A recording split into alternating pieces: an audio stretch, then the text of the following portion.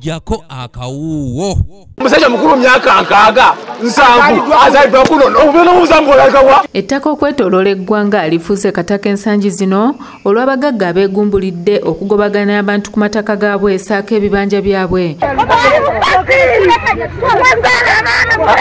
Wano RDC w'e Kasangati Jemba Moses ng'ali wamu n'abakulembeze abalala mu disitulikiti e Wakiso banjudde enteekateeka gye bagenda okuyitamu okutaasa abantu abadde babbibwako ettaka lyabweko n'ebibanja byabwe mu disitulikiti eno e Wakiso, era ng'ono agambye nti bagenda kutandikawo enkola gye bayise Land Balaza mwe bagenda okuyita okusomesa abantu amateeka agakwatagana ku by'ettaka, ng'enteekateeka eno yakwetabwamu ekitongole ekiramuzi, ekitongole ekya poliisi ssaako bannamateeka, era nga y'emu ku nkola egenda okukendeeza ku mivuyo gy'ettaka mu disitulikiti e Wakiso.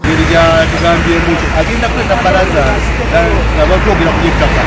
Tusanyukidde nnyo kubanga tukizudde abantu baffe ebiseera ebisinga babonaabona olw'ettaka tebamanyi wa wakugenda ne babakangakanga mulimu wogenda notukamba nti olinagamba nti guli agenda kubba ettaka lyagenda tuukako butuuzi ekyapa bigamba nga bamanyi ettaka bali bateba omukana n'adduka oluusi n'atunda mu layisi. RDC Jemba enteekateeka eno ajanjulidde Kawanda gy'abadde asinkanidde abatuuze abadde bazze okulaba omulamuzi Sanyu Mukasa abadde azze okulambula ettaka erirudde nga yikayanirwa omugagga Kamoga Saamu ne Hajati Jamada Musuni nga gye ne gye buvuddeko okwaliko okulwanagana ekyaviirako RDC ono okuyingira mu nsonga zino. Otuufu otunula ebigeesobola okutaana Wakiso ensonga za ttaka naye mugaamu ensobi ate esobola okwewalibwa okugeza lwaki abantu bakola endagaano z'Uganda nga kyamaani olw'akatiko k'ekyalo ekawutunesinze. Ekyokubiri, lwaki abantu bafuna ettaka lya famire